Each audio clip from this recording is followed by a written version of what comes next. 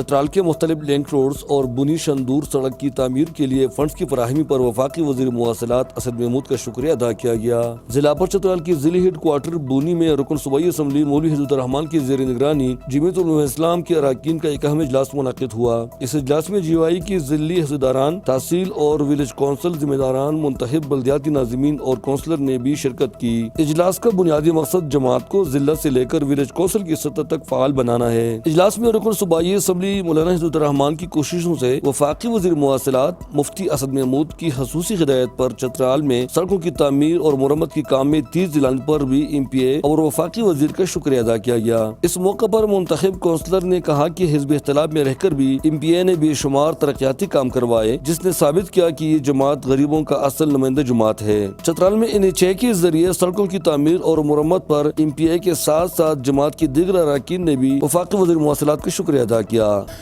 جو اجلاس میں نے بلایا تھا اس کا مین مقصد یہ تھا، جب سے ہماری ٹوٹی پوری حکومت مرکز میں آئی ہے، مولانا اسد محمود صاحب چترال کے لیے اچھی خاصی دلچسپی لے رہا ہے اور کافی علاقوں میں انہوں نے کام بھی شروع کیا الحمدللہ، اور کم سے کم تقریباً 50-55 جگہوں میں جو نا کام چل رہا ہے۔ اس مشکل وقت میں انہوں نے اس اپر چترال کے اور پسماندہ علاقے کے ساتھ تعاون کر کے روڈوں کی بحالی کے لیے انہوں نے ہیوی مشینری بھیجی ہے۔ MPA ہدایت الرحمان صاحب کا اور اسد محمود صاحب کا شکریہ ادا کرتا ہوں کہ انہوں نے مشکل وقت میں اور ہمارے جو روڈ متاثر ہوئے تھے ان کے ریپیرنگ کے لیے ہمیں ڈوزر اور ایکسکیویٹر کا بندوبست کیا۔